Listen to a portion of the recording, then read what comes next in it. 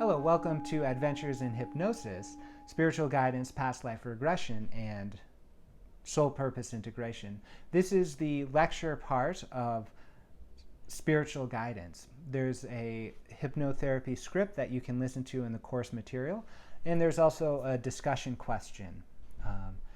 This class is on spiritual guidance, and so I'd like to offer just a few words about spiritual guidance and the work we'll be doing. So the work we're doing is essentially shamanic work. So a shaman has been traditionally a figure in a tribal setting, perhaps, that engages with a spiritual world or the world of the ancestors, that brings forward healing, insight, or transformation for those members of the tribe that need it, something like that. The understanding that I'm presenting comes from core shamanism, which was developed by Michael Harner, who's an anthropologist that studied many indigenous cultures and modern day cultures that practice shamanic practices, and he observed commonalities throughout them all. So one of the commonalities is that the shaman performs a journey to the shamanic world, which is defined as kind of a multi-dimensional world. So this physical world is one dimension, and then there's a world where you might encounter angelic beings, and another world that you might encounter power relationships with animals or ancestors or something like that.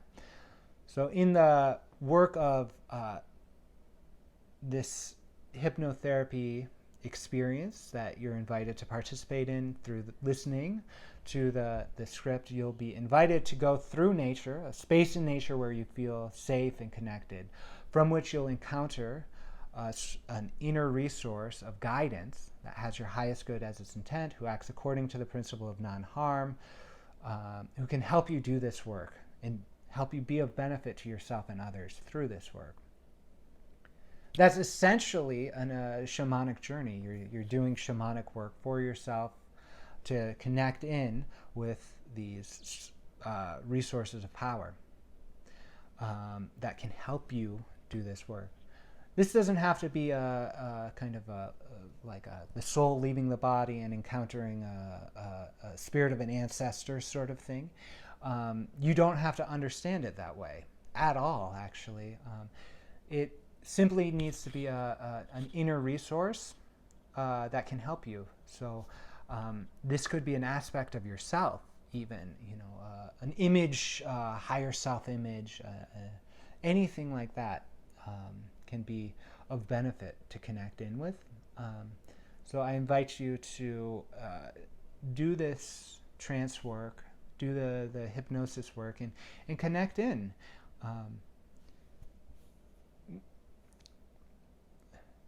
You don't need to know much more than that to start.